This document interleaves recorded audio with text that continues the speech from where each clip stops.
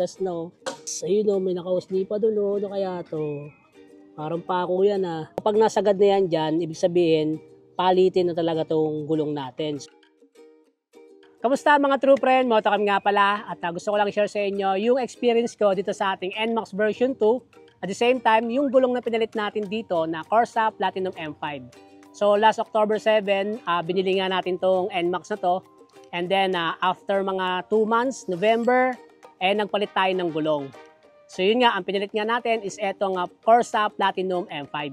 Pagkapalit nga natin ng gulong is sumali naman tayo sa Cordillera Adventure Tour. So kasama nga natin dito si Sir Troy at saka si IM Jamich. From Pasig City to Baguio City, tumakbo tayo ng around 215 kilometers.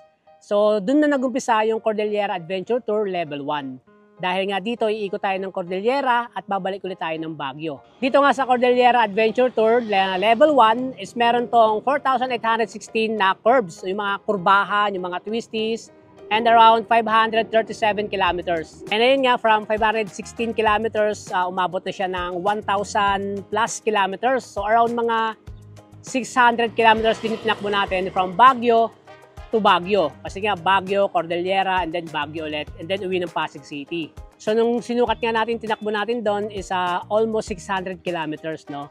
And then after nun, sumabak naman tayo sa Scooter King. Ito pa rin yung gamit natin. At the same time, yung gulong pa rin natin. At eto nga, mayroon na naman parating na Vitour Endurance. At eto pa rin Corsa Platinum M5 ang gagamitin natin. Sa mga pinagdaanan natin ng mga bundok, twisties, iba't ibang klaseng kalsada, okay na okay yung performance itong ating Corsa M5. Kaya naman, sulit na sulit talaga. Kaya papakita ko sa inyo yung itsura nitong ating gulong. At the same time, yung tinakbo na ng motorsiklo natin. Ito nga yung tinakbo ng ating motorsiklo. 9,844 na. Ayan. Diba?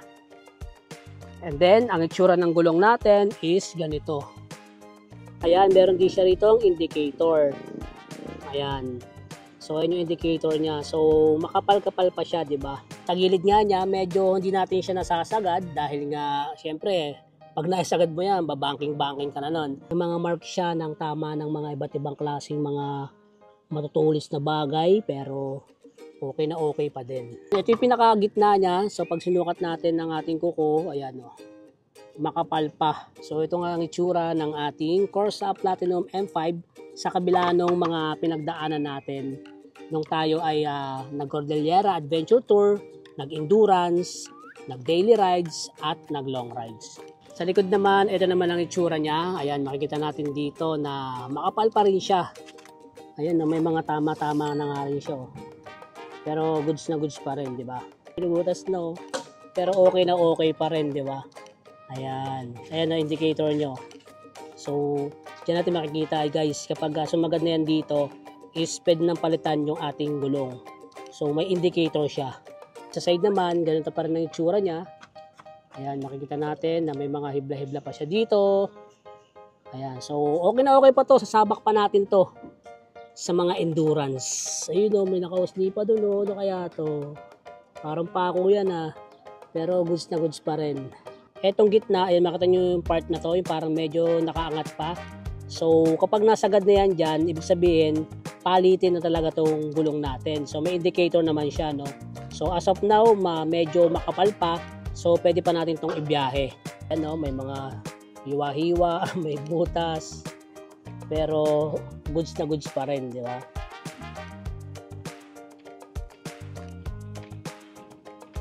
Corsa Platinum M5. Lalaban po ulit natin to ng ating mga endurance challenge at Cordillera, and hope soon makapag-Philippine loop tayo. Kaya naman sa mga kapwa natin mga motorista na naghahanap ng magandang klaseng gulong at sigurado na makakatakbo kayo sa iba't ibang klaseng mga endurance, pang daily rides, pwedeng pang long rides, at magagamit natin sa araw-araw. At masisigurado nga natin yung safety natin na siguradong makakauwi ulit tayo sa ating mga bahay. So yun nga, syempre, Corsa yung ginagamit natin. Kaya ano pang hinihintay nyo? Hashtag palit Corsa na.